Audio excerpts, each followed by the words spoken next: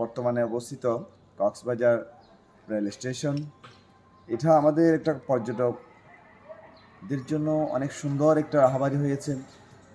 যারা কক্সবাজার জনগণ তাদের জন্য এটা একটা বড় নিয়ামত। পুরো বাংলাদেশের যত মানুষজন যাওয়া আসা করছে তাদের জন্য এটা বড় নিয়ামত। এত সুন্দর একটি রেল স্টেশন এখানে হয়েছে, কিন্তু এই রেল স্টেশনের যে পরিচর্যা করা দরকার, দেখভাল করা দরকার, টেক কেয়ার করা দরকার, ওভাবে হচ্ছে না। এত সুন্দর এত টাকা খরচ করে দেশের এই টাকা খরচ করে জনগণের টাকা খরচ করে এটা করা হয়েছে।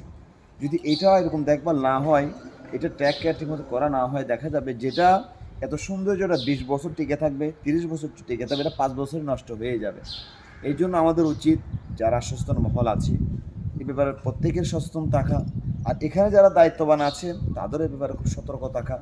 আর যারা এখানে আমরা যাত্রী হিসাবে যারা এখানে আসছি তাদেরও এবার একটু দায়িত্ব আছে, যাতে আমরা একটা ময়লা নির্দিষ্ট জায়গায় ফেলবো, যেখানে সেখানে আমরা ফেলবো না। আর এখানে চলাচল করতে গিয়ে এখানে যে নিয়ম শৃঙ্খলা সিস্টেমগুলো আছে এগুলো আমরা মেনে চলবো। আর কক্সবাজারে শুধু রেল স্টেশন নয়, বিচ পয়েন্ট, যতগুলো হোটেল মোটেল জোন যা যা আছে প্রত্যেকটা জায়গায় সঠিকভাবে পরিচালিত হওয়া, নিজেকে নিয়ম মেনে চলা, এটা আমাদের সকলের উপর দায়িত্ব।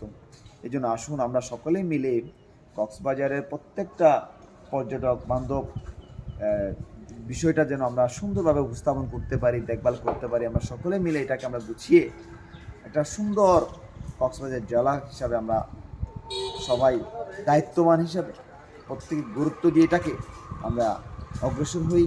ইনশাআল্লাহ এর দ্বারা একটা মানুষ আসবে কক্সবাজারে ঘুরতে, তারা এটা একটা ভালো একটা সৌন্দর্য উপভোগ করবে, পরিষ্কার পরিচ্ছন্নতা উপভোগ করবে। এর দ্বারা আল্লাহ তাআলাও এটাকে পছন্দ করেন। পাক পবিত্রতা ইমানের অঙ্গ। এই জন্য আমরা সকলে মিলেমিশে তাকে নিজ দায়িত্বে কক্সবাজারের প্রত্যেকটা স্পটকে, প্রত্যেকটা পয়েন্টকে আমরা এমনভাবে এটাকে আন্তরিকতার সহিত এটাকে আমরা দেখভাল করব যে আমি চাকরি করি না বা আমার তো এটা দায়িত্ব না, এরকম না। আমি কক্সবাজারের একজন বাসিন্দা হিসাবে আমাদের উপর প্রত্যেকের উপর দায়িত্ব আমাদের কক্সবাজারটা যেন সুন্দর গোছালোভাবে থাকে, সুন্দরভাবে মানুষ ট্যুরিস্ট যারা আসে এরা যেন ভালো সেবা পায়, ফ্যাসিলিটি পায়। একটা ট্যুরিস্ট যখন বেড়াতে আসে তাদের বিভিন্ন রকম অনেকে হ্যারাসমেন্ট তাদেরকে করে, অনেক গাড়িওয়ালা, অনেক দোকানদার। তখন আমরা এটা দেখতে যদি পাই, শুনতে পাই, আমাদের উপর দায়িত্ব, তারা তো মেহমান, সে মুসলমান হোক, হিন্দু হোক, ধনী হোক, গরিব হোক, তার পাশে গিয়ে দাঁড়ানো, তাদের সেই একটা সমস্যাটাকে সমাধান করে দেওয়া এবং তাদেরকে যতটুকু যা সামর্থ্য আছে সহযোগিতা করা, ভালো বাড়ি দেওয়া, ভালো পরামর্শ দেওয়া। আর রিক্সাওয়ালার, দোকানওয়ালা যারা যেখানে আছে তাদেরকে যেটুকু পারেন আপনি বলেন যে ভাই, টুরিস্ট যারা আসে এরা তো আমাদের কক্সবাজারের জন্য আমাদের মেহমান, তাদের সাথে খারাপ ব্যবহার না করা, তাদের সাথে এরকম উল্টাফুল্টা ব্যবহার না করা, তাদের সাথে একটু ভালো ব্যবহার করা, তাদেরকে যেটুকু পারা যায় সাধ্য মোতাবেক তাদেরকে একটু সহযোগিতা করা, তাদেরকে একটু এহসান করা, তাদেরকে এরকম না করা যে তারা মনে কষ্ট পেয়ে যদি এখান থেকে যায় আল্লাহ নারাজ হবে। হয়তো সে কক্সবাজার গিয়ে কক্সবাজার বদনাম করবে। আর যদি সে কক্সবাজারকে ভালো সেবা পায়, সে সহযোগিতা পায়, সে গিয়ে বলবে আমরা কক্সবাজার গিয়েছিলাম, কক্সবাজার লোকজন আমাদের সাথে ভালো ব্যবহার করেছে, আলহামদুলিল্লাহ।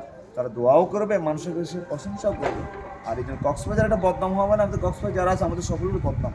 আর কক্সবাজার একটা প্রশংসা সুনাম হওয়া মানে আমাদের সকলের সুনাম। আসুন আমরা সকলে মিলে ভাই ভাই হিসাবে দেশকে, জেলাকে ভালোবাসি, প্রত্যেকটা মানুষ এটাকে নিজ জিম্মাদারি মনে করে আমরা অগ্রসর হই। আল্লাহ তাআলা আমাদের সবাইকে সঠিক দিন মোতাবেক চলে বুঝার আমল করার তৌফিক দান করুন। আসসালামু আলাইকুম ওয়া রাহমাতুল্লাহ।